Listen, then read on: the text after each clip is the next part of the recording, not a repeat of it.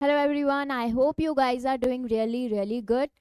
सो आज हम करने वाले हैं lecture number 3 of C inter costing. हमारे पहले के 2 लेक्चर्स हो चुके हैं। चैप्टर नंबर 1 में हमने अभी तक क्या पढ़ा है? हमने पढ़ा था कि कॉस्ट क्या होता है, एंड कॉस्ट जो है वो क्लासिफाइड होता है on the basis of nature 3 types में: fixed cost, variable cost and semi variable cost. What is fixed cost? Fixed cost is a cost जो change नहीं होते, which do not change when there is a change in the volume of production. जब हम units में change कर रहे हैं, but जब हमारा कॉस्ट, टोटल कॉस्ट कांस्टेंट रह रहा है, वो चेंज नहीं हो रहा है, तो उसको कौन सा कॉस्ट बोलते हैं हम? Total cost. But per unit fix cost change होता है क्या? Yes, per unit fix cost जो है वो चेंज होता है। फिर हमने पढ़ा था वेरिएबल कॉस्ट। वेरिएबल कॉस्ट का मतलब क्या होता है? Cost which change in the same proportion as the change in the units. जितना यूनिट्स चेंज हो रही है उसके सेम प्रपोर्शन में जब कॉस्ट का चेंज होता है तो उसको हम बोलते हैं variable cost. Variable cost total change होती है, बट पर यूनिट जो होता है वो कांस्टेंट रहता है। फिर हमने पढ़ा था सेमी वेरिएबल कॉस्ट। क्या होता है semi variable cost? Semi variable cost is a cost जिसमें कुछ पोर्शन फिक्स कॉस्ट का रहता है एंड कुछ पोर्शन जो होता है वो वेरिएबल कॉस्ट का रहता है। Yes, now semi variable cost में कुछ पोर्शन फिक्स का रहेगा, फिक्स कॉस्ट का, एंड कुछ पोर्शन जो है वो वेरिएबल कॉस्ट का रहेगा। तो हमारे पास बहुत सारे क्वेश्चंस थे कि कैसे हम सेग्रीगेट करेंगे सेमी वेरिएबल कॉस्ट से variable cost and fix cost. तो कैसे सेग्रीगेट करेंगे? तो हमने टोटल 5 मेथड पढ़ी थी सेग्रीगेट करने के लिए। फर्स्ट मेथड थी हमारी साइमल्टेनियस इक्वेशन मेथड, जिसमें हम इक्वेशन बना रहे थे एंड इक्वेशन को सॉल्व करके हम variable cost and fix cost को कैलकुलेट कर रहे थे। यस, ये हमने लेक्चर नंबर 2 में पढ़ा है। फिर हमारे पास सेकेंड मेथड आती है लेवल ऑफ एक्टिविटी मेथड, जिसको हम फॉर्मूला मेथड भी बोलते हैं। क्या होता है? वॉल्यूम, क्या होता है? वेरिएबल कॉस्ट पर यूनिट का formula, variable cost per unit का फॉर्मूला होता है change in cost divided by change in units. फिर हमने पढ़ा था high and point and low point method. नहीं, अभी तक हमने high point and low point method नहीं किया है। हमने लास्ट लेक्चर में क्वेश्चन किया था, जिस क्वेश्चन में हमारे पास डेटा जो दिया हुआ था वो डिफरेंट पीरियड का डेटा दिया गया था। यस, याद है कि ये क्वेश्चन?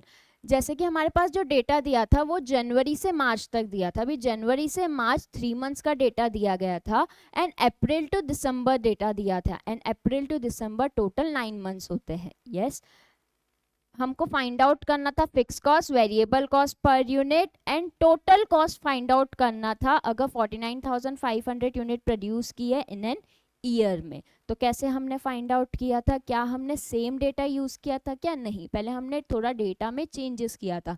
क्यों? Because we can not compare 3 month का डेटा विथ 9 मंथ डेटा। तो हमको क्या करना पड़ेगा? फर्स्ट स्टेप, हमको कन्वर्ट करना पड़ेगा 3 मंथ्स का डेटा 9 मंथ्स में, या तो फिर 9 मंथ्स का डेटा इनटू 3 मंथ्स में।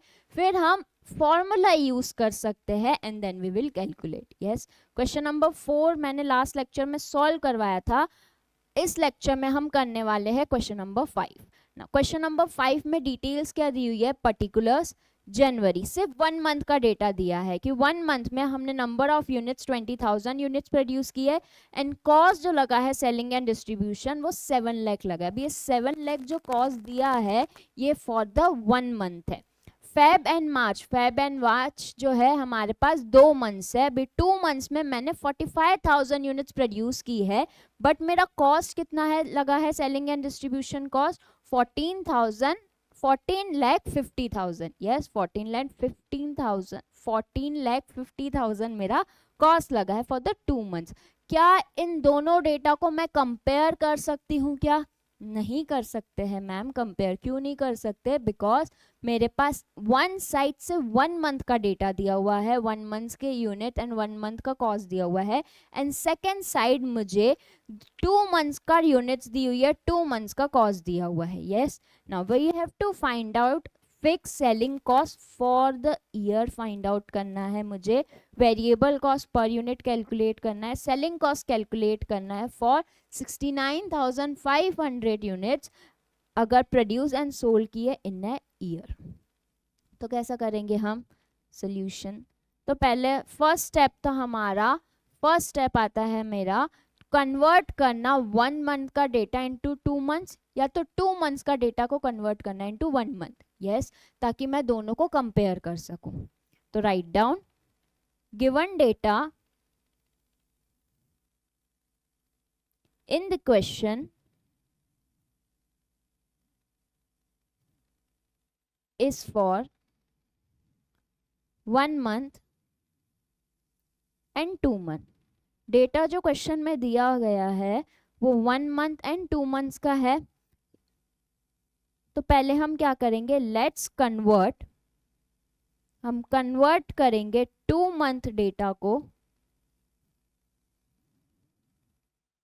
Into equivalent 1 month data.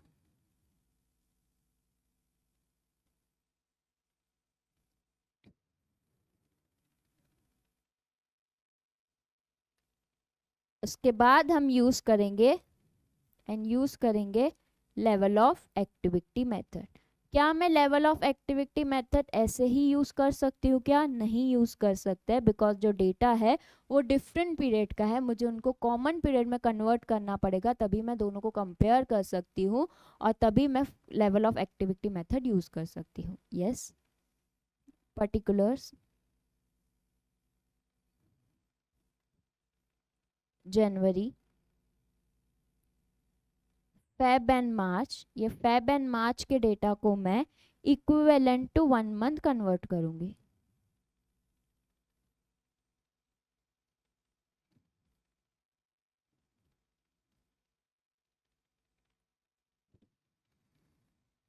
Number of unit, जनवरी में नंबर ऑफ यूनिट कितनी है? 20,000। एंड फेब एंड मार्च में टोटल यूनिट्स कितनी है? 45,000। इट्स फॉर 2 मंथ, तो 1 मंथ के लिए कितना आएगा? 45,000 divided by 2, 22,500। Yes, same selling and distribution cost, selling and distribution for 1 month which is January, कितना दिया हुआ है क्वेश्चन में? 7 lakh. Feb and March 14,50,000 divided by 2 which is equals to 7,25,000। कैसे निकाला मैंने 7,25,000? 14,50,000 डिवाइडेड बाय 2। यस, तो 1 मंथ का डेटा आ गया। किसी को कोई डाउट यहाँ तक? इजी है। नाउ अभी हम क्या करेंगे, यूज करेंगे लेवल ऑफ एक्टिविटी मेथड का फॉर्मूला। क्या है लेवल ऑफ एक्टिविटी मेथड का formula? Variable cost per unit is equals to change in unit, sorry change in cost divided by change in unit. Change in cost कितना है? 7,25,000 minus 7 lakh divided by 22,500 minus 20,000, कितना आएगा? 10 पर unit. 10 per unit आ गया मेरा variable cost per unit. Now we will calculate fix cost. Fix cost कैसे calculate करेंगे हम? तो यूजिंग डेटा ऑफ जनवरी का डेटा यूज करेंगे। जनवरी का डेटा क्या दिया हुआ है? टोटल कॉस्ट है हमारा 7 लाख, यूनिट्स हमने प्रोड्यूस की है 20,000। तो फिक्स कॉस्ट कैसे कैलकुलेट करेंगे हम? हमको पता है कि total cost is equals to fix cost plus variable cost. Variable cost कैसे कैलकुलेट होता है? Number of units multiply by variable cost per unit. Total cost कितना दिया हुआ है? 7 lakh. 7 lakh is equals to fix cost, we have to calculate fix cost, तो fix cost को fix cost ही लिख देंगे, प्लस नंबर ऑफ यूनिट्स कितनी प्रोड्यूस की हमने जनवरी में 20,000, 20,000 multiply by variable cost per unit 10, fix cost कितना आएगा, fix cost is equals to 5 lakh, yes, now fixed cost आ गया 5 lakh, but this 5 lakh is for 1 month, 5 lakh fixed cost is for 1 month, तो for a year fixed cost कितना आएगा, therefore fixed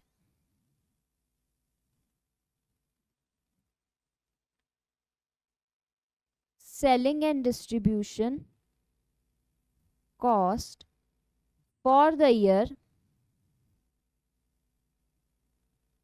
is equals to 5 lakh, ये 1 month के लिए है, तो 12 मंथ्स के लिए कितना आएगा, 5 lakh multiply by 12 which is equals to 60 lakh, तो हमारी फिक्स कॉस्ट आ गई 60 lakh for a year. Next, total selling and distribution cost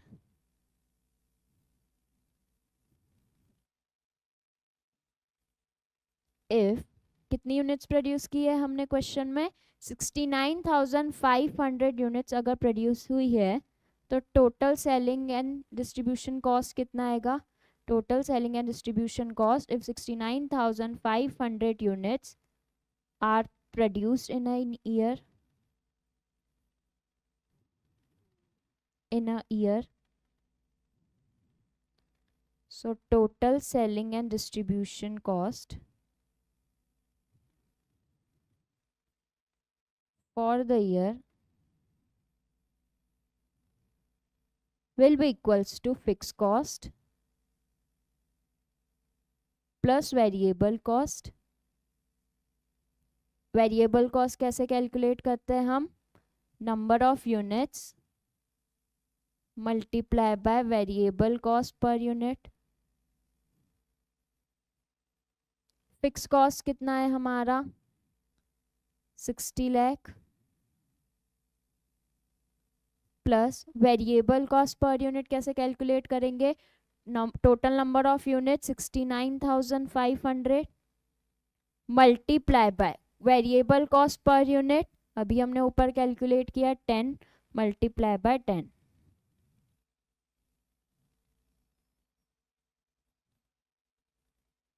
so कितना आएगा 66,95,000 will be our total cost.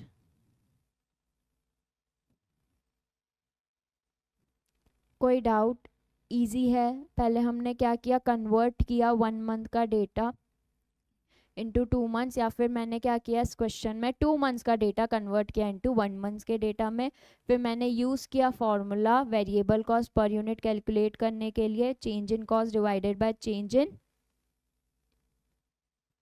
Units, yes. फिर मेरा variable cost per unit calculate होके आ गया, फिर मैंने इक्वेशन यूज़ करके फिक्स कॉस्ट कैलकुलेट किया, बट ये फिक्स कॉस्ट 1 मंथ के लिए आया, for the whole year 12 months के लिए मुझे क्या करना पड़ेगा, मल्टीप्लाई बाय 12 करना पड़ेगा, तो मेरा फिक्स कॉस्ट आ गया फॉर द ईयर। ना मेरे पास अभी फिक्स कॉस्ट भी है plus variable cost per unit भी है, उसको मल्टीप्लाई कर देंगे, टोटल नंबर ऑफ यूनिट्स कितना प्रोड्यूस किया है मैंने, तो मेरा टोटल कॉस्ट आ जाएगा। यस, कोई डाउट नहीं, इजी है, यस। चलो नेक्स्ट मेथड कौन सी आती है, तो हमने 2 मेथड कर लिया अभी तक सेग्रीगेट करने के लिए सेमी वेरिएबल कॉस्ट को, मेरी इक्वेशन मेथड हो गई है and level of activity method हो गई है, यस। थर्ड मेथड आती है high point and low point method. क्या होता है high point and low point method,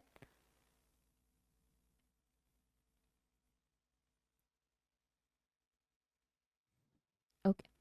high point and low point method, इसमें कुछ स्टेप्स होती है। अगर तुम्हारे क्वेश्चन में आया कि solve segregate variable and fix cost using high point and low point method, तो हमारे पास कुछ स्टेप्स होती है, वो स्टेप्स को हमको फॉलो करना पड़ता है सॉल्व करने के लिए क्वेश्चन। तो क्या स्टेप्स होती है? तो पहले तो हम कैलकुलेट करेंगे difference in the cost. Yes, total cost दिया रहेगा हाई पॉइंट पे एंड लो पॉइंट पे, तो high point and low point का टोटल कॉस्ट का डिफरेंस निकाल देंगे हम। फिर हम डिफरेंस निकाल देंगे टोटल सेल्स में, हाई पॉइंट पे भी सेल्स दी रहेगी एंड लो पॉइंट पे भी सेल्स यूनिट दी रहेगी, तो हम क्या करेंगे, दोनों का डिफरेंस निकाल देंगे। यस, फिर हम वेरिएबल कॉस्ट रेशियो कैलकुलेट करेंगे। कैसे, कैसे रेशियो कैलकुलेट करेंगे, क्या फॉर्मूला है? तो वेरिएबल कॉस्ट रेशियो का फॉर्मूला है difference in total cost divided by difference in sales. अरे ये फॉर्मूला तो सेम है लेवल ऑफ एक्टिविटी मेथड में जो हमने फॉर्मूला पढ़ा था।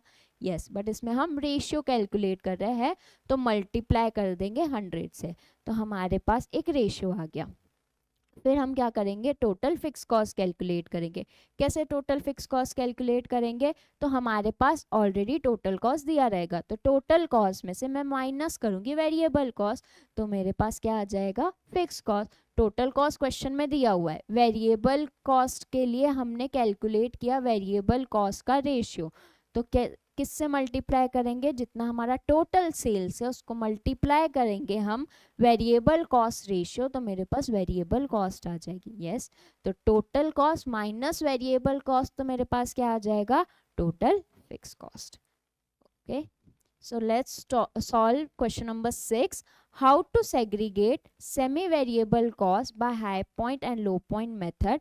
हमारे पास क्वेश्चन दिया हुआ है particular eight lowest, at the end पे हमारा टोटल कॉस्ट कितना लगता है 20 lakh, but at the highest पे टोटल कॉस्ट कितना लगता है 35 लाख। टोटल सेल्स कितना है eight the lowest 1 CR and eight the highest 3 CR। हमको सेग्रीगेट करना है सेमी वेरिएबल कॉस्ट को। कैसे सेग्रीगेट करेंगे, जो मैंने ऊपर स्टेप्स लिखाई है उस स्टेप्स को सॉल्व करके हम लोग कैलकुलेट करेंगे। यस, तो फर्स्ट स्टेप आती है हमारी, कैलकुलेट करना है difference in total cost. Calculate difference in total cost. Total cost में डिफरेंस कैसे कैलकुलेट करेंगे हम, 35 lakh 35 lakh minus 20 lakh, answer will be 15 lakh. तो difference in total cost will be 15 lakh. Step 2 क्या है, डिफरेंस इन टोटल सेल्स। तो स्टेप नंबर 2 कैलकुलेट करेंगे हम difference in total sales.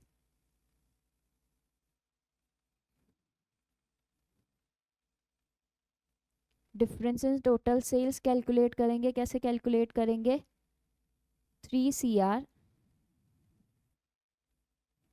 Minus 1 CR will be equal to 2 CR।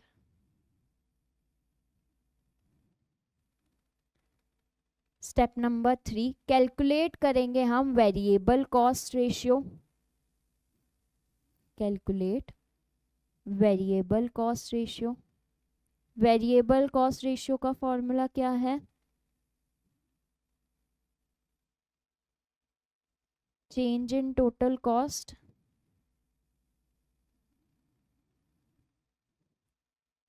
Divided by change in sales multiply by 100। Change in total cost divided by change in sales multiply by 100, तो change in total cost हमने calculate किया 15 lakh divided by change in sales 2 CR multiply by 100. Our variable cost ratio will be equals to 7.5% of sales. Yes. Now fixed cost कैसे calculate करेंगे हम, total fixed cost will be equals to total cost minus total variable cost. Total variable cost कैसे calculate करेंगे हम? Total variable cost will be equals to sales multiply by variable cost ratio.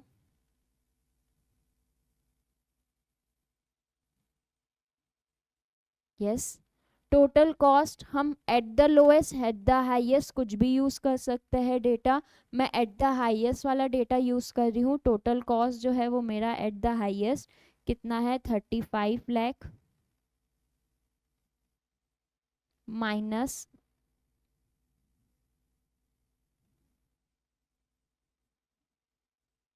Total variable cost. Total variable cost कैसे calculate करेंगे? Sales at the highest 3 CR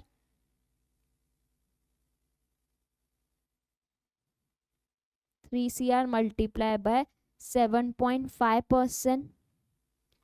तो 35 lakh minus 22,50,000 तो मेरा total fix cost आएगा 12,50,000.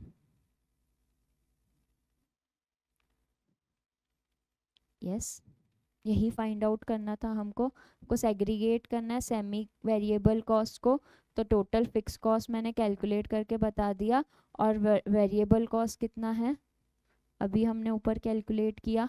3 CR multiply by 7.5 22,50,000 मेरा है variable cost.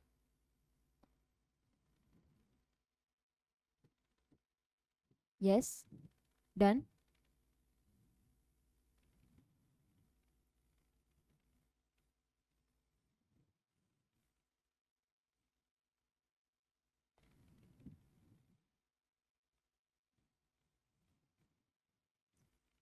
So we are done with simultaneous equation method, level of activity method, high point and low point method. Next आता है graphical method. Graphical method हमारे syllabus में सिर्फ theory दी हुई है, कोई भी क्वेश्चन नहीं दिया हुआ है ICI मॉड्यूल में, तो हम भी सिर्फ थ्योरी पढ़ लेते हैं. ठीक है ना. ग्राफिकल मेथड में क्या होता है, हमारे पास दो डेटा दिए रहेंगे, 2 यूनिट्स का डेटा दिया रहेगा. जैसे कि मेरे पास डेटा दिया हुआ है कि मैंने 5000 यूनिट्स प्रोड्यूस की है, तो मुझे कॉस्ट जो लगी है, टोटल कॉस्ट वो लगा है 5 लाख. और अगर मैंने 6000 यूनिट प्रोड्यूस की है तो मुझे टोटल कॉस्ट लगा है 5,30,000. यस, तो मैं क्या करूँगी, एक्स एक्सिस पे वॉल्यूम ऑफ प्रोडक्शन या फिर नंबर ऑफ यूनिट्स प्रोड्यूस लिख दूंगी, एंड वाई एक्सिस पे अमाउंट लिख देंगे हम. यस, नाउ अमाउंट जो है फर्स्ट 5 लाख एंड 5,30,000. यूनिट्स में 5,000 एंड 6,000. 5,000 यूनिट्स पे 5 लाख कॉस्ट, एक पॉइंट इधर आ जाएगा मेरा, एंड 6 लाख पे 5,30,000 कॉस्ट, एक पॉइंट आ जाएगा मेरा इधर.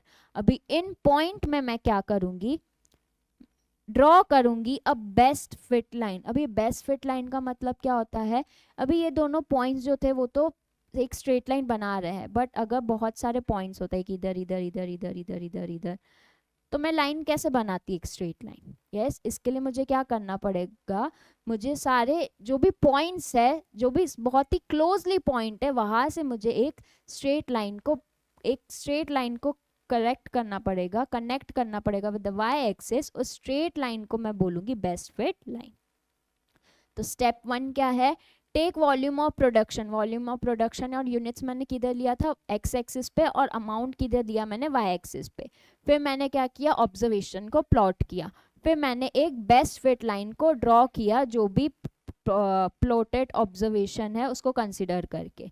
फिर पॉइंट नंबर 4 में मैंने एक स्ट्रेट लाइन बनाया, स्ट्रेट लाइन को इंटरसेक्ट किया किधर, वाई एक्सिस पे, और जहां पे भी वाई एक्सिस पे ये पॉइंट इंटरसेक्ट कर रहा है वहां पे मैं एक स्ट्रेट लाइन बना दूंगी. Yes, the point of intersection of Y axis and best fit line represent, और ये लाइन जो होंगी वो रिप्रेजेंट करेगी क्या, टोटल फिक्स कॉस्ट. और मैंने बताया था कि टोटल फिक्स कॉस्ट चेंज नहीं होता है जब यूनिट चेंज हो रहा है, कॉस्ट चेंज हो रहा है क्या? नहीं, कॉस्ट तो कांस्टेंट ही है, यूनिट्स कितनी भी चेंज हो रही है, इसके लिए टोटल फिक्स कॉस्ट एक स्ट्रेट लाइन बन जाएगा। If we draw parallel line to X axis, और अगर हम पैरेलल लाइन बना देंगे एक्स एक्सिस से, जहाँ पे भी मेरा टोटल कॉस्ट इंटरसेक्ट कर रहा है विद द वाई एक्सिस, उसको हम क्या बोलेंगे? Total fix cost. यही लिखा हुआ है पॉइंट नंबर 4 में। फिर हम क्या करेंगे, हमारे पास फिक्स कॉस्ट आ गया, टोटल कॉस्ट आ जाएगा, तो टोटल कॉस्ट में से मैं डिडक्ट करूंगी फिक्स कॉस्ट, तो मेरे पास क्या आ जाएगा? Total variable cost. Yes, deduct fix cost from total cost from any of the given observation, और हमको क्या मिल जाएगा? वेरिएबल कॉस्ट मिल जाएगा। तो यही है हमारा ग्राफिकल मेथड, बहुत ही इजी मेथड है, सिर्फ थ्योरी दिया हुआ है, कंसेप्ट वो मैंने सिखा दिया आप लोगों को। यस, और लास्ट मेथड जो आती है तो सेग्रीगेट करने के लिए variable and semi variable cost को into fix and variable cost, वो आती है मैनेजमेंट जजमेंट। मैनेजमेंट यहाँ पे अपना एक जजमेंट लगाता है, trial and error method use करता है कि कितना फिक्स कॉस्ट होना चाहिए, कितना वेरिएबल कॉस्ट होना चाहिए। ये एक लीस्ट रिसोर्ट है, मतलब अगर तुम्हें equation method, level of activity method, high point and low point method, graphical method, कोई भी मेथड यूज करके अगर तुम्हारा आंसर नहीं आया तो एट द लास्ट तुम कौन सा मेथड यूज करोगे? जजमेंट और ट्रायल एरर मेथड। यस, इसके कोई भी क्वेश्चंस नहीं है। Yes, so with this we are done with chapter number 1, introduction to cost and management accounting. अभी हम चैप्टर नंबर 6 करेंगे पहले, which is cost sheet, and उसके बाद दूसरे चैप्टर स्टार्ट करेंगे। कॉस्ट शीट स्टार्ट करने से पहले I want to explain you a simple topic which is direct cost and indirect cost क्या होता है, ठीक है? तो कॉस्ट जो होता है on the basis of element, अभी तक हम on the basis of nature पढ़ रहे थे कॉस्ट का classification, which is variable cost, fix cost और सेमी वेरिएबल कॉस्ट। अभी on the basis of elements पढ़ेंगे, तो on the basis of element हमारा कॉस्ट जो है वो क्लासिफाइड है into material cost, labour cost and overhead. Yes, अभी कुछ ऐसा मटेरियल होता है जो डायरेक्टली हमारे प्रोडक्ट पे लगता है बनाने के लिए, वेरएस कुछ ऐसे भी मटेरियल होता है जो डायरेक्टली नहीं लगता है बट इनडायरेक्टली लगता है प्रोडक्ट बनाने के लिए, वेरएस कुछ ऐसे भी लेबर्स होते हैं जो डायरेक्टली लगते हैं प्रोडक्ट को बनाने के लिए और कुछ इनडायरेक्ट लेबर भी। जैसे कि यहाँ पे मैं सीए फाउंडेशन की क्लासेस दे रही हूँ तो मेरा तो डायरेक्ट लेबर है सीए फाउंडेशन की, अगर मुझे कॉस्ट कैलकुलेट करनी है तो, और अगर मेरे को सीए इंटर की कॉस्ट कैलकुलेट करनी है और मैं इधर टीचिंग सर्विसेज दे रही हूँ तो मेरा जो भी लेबर कॉस्ट है वो तो डायरेक्ट है। यस, वेरस नीचे जो वॉचमैन अंकल खड़े हुए हैं, तो जो वॉचमैन अंकल है उनका भी तो कुछ ना कुछ कॉस्ट लग रहा है ना मेरे CA foundation and CA inter में, बट क्या वो डायरेक्टली लग रहा है क्या? नहीं, वो इनडायरेक्ट कॉस्ट है। तो जो लेबर होता है वो भी कुछ डायरेक्ट लेबर होता है और कुछ इनडायरेक्ट लेबर होता है। और थर्ड होता है हमारे पास एक्सपेंसेस, हमारे जो एक्सपेंसेस होते हैं वो भी डायरेक्ट एक्सपेंसेस और इनडायरेक्ट एक्सपेंसेस होते हैं। यस, तो जो डायरेक्ट मटेरियल, डायरेक्ट लेबर और डायरेक्ट एक्सपेंसेस, इन तीनों को जब हम ऐड करते हैं तो हमको मिलता है prime cost. Whereas indirect material, indirect labour और इनडायरेक्ट एक्सपेंसेस को हम ऐड करते हैं तो हमको मिलता है ओवरहेड कॉस्ट। और prime cost plus overhead cost को हम ऐड करते हैं तो हमारे पास आता है टोटल कॉस्ट। यस, ना डायरेक्ट कॉस्ट का मतलब क्या होता है? कॉस्ट जो हम स्पेसिफिकली आइडेंटिफाई कर सकते हैं कि एक प्रोडक्ट बनाने में मुझे कौन सी कॉस्ट डायरेक्टली लगी है, डायरेक्ट मटेरियल इसमें क्या लगा है, डायरेक्ट लेबर्स कॉस्ट कौन सी लगी है, डायरेक्ट एक्सपेंसेस कॉस्ट कौन सी लगी है, उसको बोलते हैं हम डायरेक्ट कॉस्ट। और जो कॉस्ट हम स्पेसिफिकली आइडेंटिफाई नहीं कर सकते हैं कि ये इस प्रोडक्ट पे कितना लगा है, या तो फिर हम डायरेक्टली नहीं बता सकते, उसको हम बोलते हैं इनडायरेक्ट कॉस्ट। Yes, done. हम नेक्स्ट लेक्चर में जब हम चैप्टर नंबर 6 स्टार्ट करेंगे तो मैं ये कंसेप्ट वापस से आपको सिखाने वाली हूँ और फिर हम स्टार्ट करेंगे chapter cost sheet. Yes, thank you.